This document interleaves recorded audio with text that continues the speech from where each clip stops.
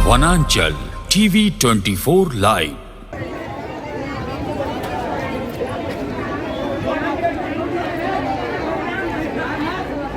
इस समय मैं राजधानी रांची से सटे हुए टाटी सिलवे स्थित उषा मार्टिन फैक्ट्री के गेट के समीप मौजूद हूं। आपको बता दूं कि कल शाम 4 बजे शत्रुघ्न महतो का कार्य करने के दौरान मृत्यु हो गई थी और उसके एवज में कल जो है खिजरी के पूर्व विधायक उस मृत्यु के कंपनी के ऊपर जो है कानूनी कार्रवाई की भी बात कही थी और जिसमें 50 लाख मुआवजा की बात कही थी, किंतु अब तक कंपनी के द्वारा किसी तरह का कोई स्पष्ट नहीं किया गया है कि उनको मुआवजा कितना दिया जाएगा और उनको नौकरी दिया जाएगा या क्या, अब तक स्पष्ट नहीं हुआ है। अब आप देख सकते हैं कि चारों तरफ जो है ये भीड़ है। आप देख रहे हैं कि चारों तरफ अभी भी जो ग्रामीण और जनप्रतिनिधि हैं वो सारे अभी भीड़ लगाए हुए हैं और कंपनी से जो है न्याय की गुहार मांग रहे हैं और इससे मुआवजा की मांग कर रहे हैं। हालांकि आप देखते हैं कि कब तक और कितना देर और कंपनी लगाती है इसमें मुआवजा राशि को तय करने में, और जो पीड़ित परिवार की जो मांग है उसको कितना समय लगाती है, जिससे पीड़ित परिवार 50 लाख और अपने जो आश्रित हैं उनको अस्थायी नौकरी की मांग किए हैं, लेकिन अब तक कंपनी के द्वारा कोई लिखित रूप से स्पष्ट नहीं किया गया है। आप देख सकते हैं कि भीड़ जो है चारों तरफ ऊपर में भी है, ओवरब्रिज के ऊपर लगे हुए हैं। लगभग हजारों की संख्या में यहाँ जनप्रतिनिधि ग्रामीण सभी हैं।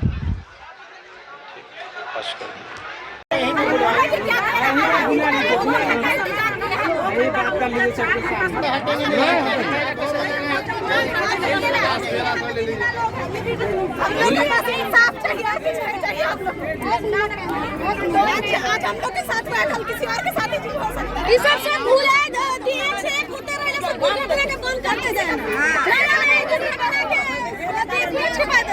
बंद कर देले। दूधन को भेज रहे थे हम लोग बता दिए थे। अभी टाइम दिया है, 11 बजे से साहब को भेजा गया है, अभी तक कोई ऐसी नहीं किया है। क्या कारण है कि आप इस समय जो है गेट को जाम कर दिया गया है?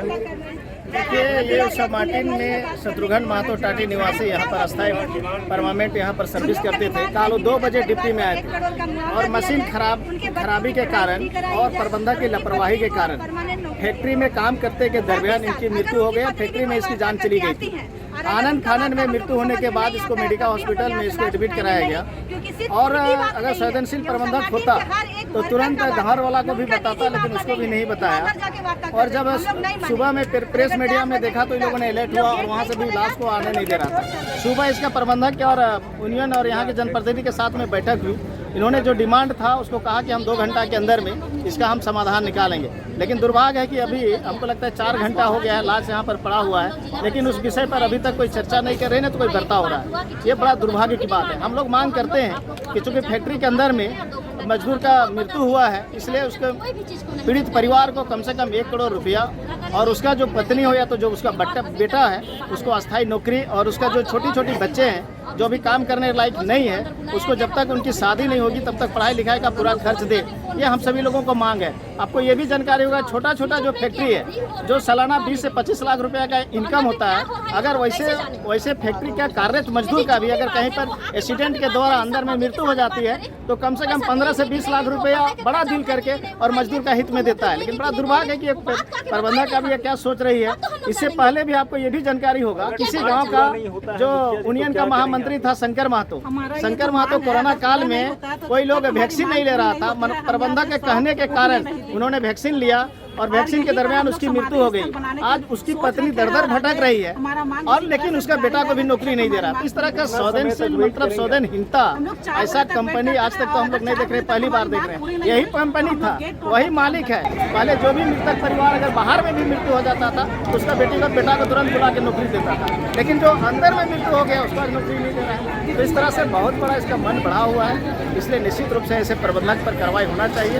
हम लोग तो यही मांग कर रहे हैं सरकार से। कंपनी के अंदर में मृत्यु हुई तो क्या कानूनी कार्रवाई होना ये निश्चित रूप से फैक्ट्री एक्ट के तहत जो कानून है, कानून कहता है कि मशीन को तभी चलाना चाहिए जब उसमें सुरक्षा गार्ड हो। पूरा मशीन को देख के ही उसको चालू करना है। अगर नहीं करता है तो उसके विरोध में फैक्ट्री एक्ट कानून के तहत जो प्रबंधक है, जिन्होंने लापरवाही करता है, उस पर एफ करके उसको जेल भेजने का है। और दूसरा है कि जो मृतक परिवार है उसको मुआवजा देने का है। तो कब तक यहाँ रुकने का ये है? अगर कंपनी अभी तक यहाँ तो मान लीजिए जो ग्रामीण इतने लोग हैं, महिला लोग हैं, पूरा सामाजिक कार्यकर्ता लोग हैं, जनप्रतिनिधि लोग हैं, सबका जैसा विचार होगा फिर आगे की रणनीति तय होगी। टाटा सिल्वे की उषा मार्टिन फैक्ट्री में दुर्घटना घटी करीबन 3 और 3:30 के बीच में।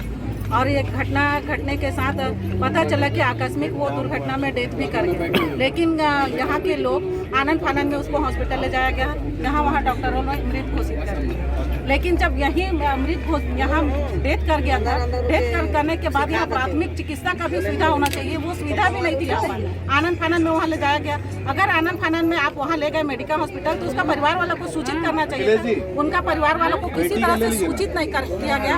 अभी तक परिवार वालों को किसी तरह से उनको बताया नहीं गया कि आपका कारखाना में एक्सीडेंट के दरमियान एक्सीडेंट हो गया और वहाँ डेथ कर गया। आज देखिए, हम लोगों ने जनप्रतिनिधि सुबह में 9:30 बजे से लेकर के वहाँ 1:30 बजे तक हम लोग इंतजार किए कि हमारे और उनके बीच में वार्ता हो।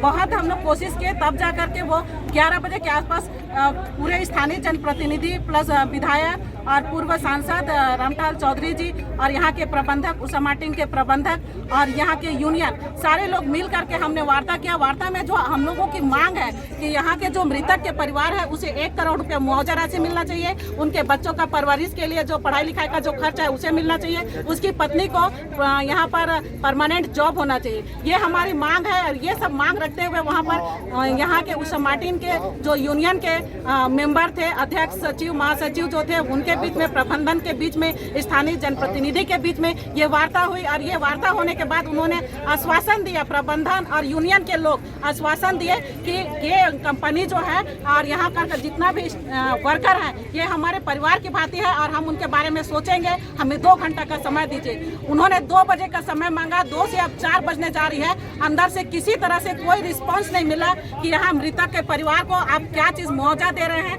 उसका परिवार को क्या व्यवस्था दे रहे हैं। अभी तक किसी तरह से अंदर से कोई रिस्पांस नहीं है। और जब तक हमारी मांग यहाँ पर पूरी नहीं होगी, हम यहाँ पर शत्रुघ्न महतो जी का लाश उठाने नहीं देंगे। धर्म पत्नी जी गई हुई है, उनके साथ उसकी पोतनी भी गई हुई है। पता चलता है कि उनसे क्या वार्ता करते हैं कि उन्हें अंदर में टॉर्चर किया जा रहा है कि क्या किया जा रहा है। हमें यहाँ पर किसी तरह से कोई बात पता भी नहीं चल रहा है कि अंदर में उनके साथ क्या वार्ता हो रही है। अगर उनकी पत्नी के साथ किसी तरह से कोई भी बात को सेटलमेंट हो जाती है तो हम उनकी बातों को नहीं मानेंगे, क्योंकि आज यहाँ पर एक अकेले शत्रुघ्न महतो की बात नहीं हो रही है। यहाँ पूरे जो उषा मार्टिन के वर्कर्स हैं, जो स्टाफ है, उन सब की बात यहाँ पर रखी जाएगी। और किसी तरह से कंपनी हर बार आश्वासन देती है और अपना काम को वो पूरा नहीं करती है। तो जब तक यहाँ पर जो शत्रुघ्न महतो का परिवार है उनका मांग पूरा नहीं की जाती है, तब तक हमारी ये सब यहाँ पर लेकर के हम लोग बैठे रहेंगे। शत्रुघ्न महतो की कंपनी में जो मृत्यु हुई और अब तक देखा गया, अब तक जो आप लोग जाम लगाए हुए हैं या गेट को जाम किए हुए हैं, तो क्या बात हुई उसकी प्रबंधक से आप लोग की? सुबह में एक बार वार्ता हुई थी उनकी ग्रामीणों के बीच में, परिवारजनों के बीच में, कि वो उनके पास एक वार्ता के दौरान रखा गया था मांग कि आप मृतक परिवार को 1 करोड़ रुपया मुआवजा, दोनों बच्चों की पढ़ाई फ्री में अच्छे जगह पे कराए और उनकी पत्नी को सरकारी नौकरी देने की बात हुई। क्या कानूनी 2 बजे तक का समय दिया गया था कि आप 2 बजे तक का बात करके हम लोगों को बताइए, लेकिन वो अभी तक उधर से कोई सुनवाई नहीं हुई और उनकी पत्नी को चुपचाप अंदर ले जाके टॉर्चर किया जा रहा है। वो फ़ोन भी नहीं उठा रही है और वो अंदर में है। हम लोगों को समझ में नहीं आ रहा है कि अंदर क्या बात है। क्योंकि कंपनी के अंदर में शत्रुघ्न महतो का मृत्यु हुआ है, तो क्या इसका कानूनी पहलू क्या है, क्या होना चाहिए उसके साथ? कुछ कानूनी कार्रवाई होना चाहिए या? ये मृत्यु नहीं है, एक तरह से बोलिएगा तो अंदर में हत्या हुई है उनकी, क्योंकि ये अगर आप आपका फैक्ट्री में किसी मजदूर का एक्सीडेंटल डेथ होता है तो अलग बात है, लेकिन मशीन आप जब तार लपेट रहे हैं उस समय मशीन चल जाती है, तो एक तरह से हत्या हुई है। तो प्रबंधक पे केस होना चाहिए, प्रबंधन को केस जेल जाना चाहिए। आप यहाँ फैक्ट्री चला रहे हैं कि मौत का तांडव मचा के रखा, सब आदमी को मुराई के सिरा के यहाँ। कब तक यहाँ धरना में बैठना है? जब तक हम लोगों को सही उचित मुआवजा जो हम मांग किए वो नहीं मिलता है तब तक। के दरमियान में हादसा में उनका देहांत हो गया था आज पोस्टमार्टम करके उसको लाया गया। और हम लोग सुबह भी बैठे मैनेजमेंट के साथ में। पहला सर था हम लोगों का कि ये जो छोटे छोटे 2 बच्चे हैं उनका पढ़ाई लिखाई का सारा खर्च कंपनी के साइड से कहा गया है कि उनको पर मंथ 5-5 हज़ार रुपया दिया जाएगा। और जब वो इंजीनियरिंग, मेडिकल या MBA जो करना चाहे उसका खर्च कंपनी देगी। उसके अलावा ये जो मृतक की जो पत्नी है या मृतक के परिवार को कंपनी के द्वारा अभी तत्काल 20 लाख मिला है। हम लोगों ने कहा है कि आप इसको और बड़ा करके दें। डायरेक्टर बाहर गए हुए हैं, आश्वासन दिया है, रिटर्न में आश्वासन है कि उसको बढ़ाया जाएगा। दूसरा चीज़ है क्या कि इनकी जो वाइफ है जब तक ये सदमे से बाहर नहीं निकलती है, चाहे 1 महीना लगे, 2 महीना लगे, 3 महीना लगे या 6 महीना लगे, उनको आधा सैलरी मिलता रहेगा। और जिस दिन से वो ज्वाइन करेंगी उस दिन से उसको पूरा पेमेंट मिलना शुरू होगा। और अगर जो इनके बच्चे अगर यहाँ पे अगर फिर से अगर नौकरी करना चाहें तो उनको भी यहाँ नौकरी लग जाएगा। लेकिन हमारा भी दिली ख्वाहिश है कि जब इतना व्यवस्था उन बच्चों को दिया जा रहा है तो यहाँ मजदूरी का काम क्यों करें, अच्छा इंजीनियर बने, अच्छा डॉक्टर बने। अगर वो लोग अगर लोकल नौकरी करना चाहें तो यहाँ पे कर सकते हैं। पीड़ित परिवार इससे संतुष्ट हो गए? नहीं, बिल्कुल देखिए, नहीं बिल्कुल देखिए, ऐसे है जो गया, जिनका प्राण गया, उसकी कमी पैसा से नहीं किया जा सकता है। उसको पैसा दे करके उसका भरपाई नहीं किया जा सकता है। लेकिन मानवीय संवेदना है, क्योंकि जीवन यही समाप्त नहीं हो रहा है उन लोगों का, चारों परिवार का जीवन समाप्त नहीं हो रहा है, उसके बाद में भी उनको जीवन जीना है। तो उनका जीवन यापन में सहूलियत को देखते हुए, उनको किसी प्रकार का परेशानी ना हो उसको देखते हुए ये एक कॉम्प्रोमाइज़ कराया गया है।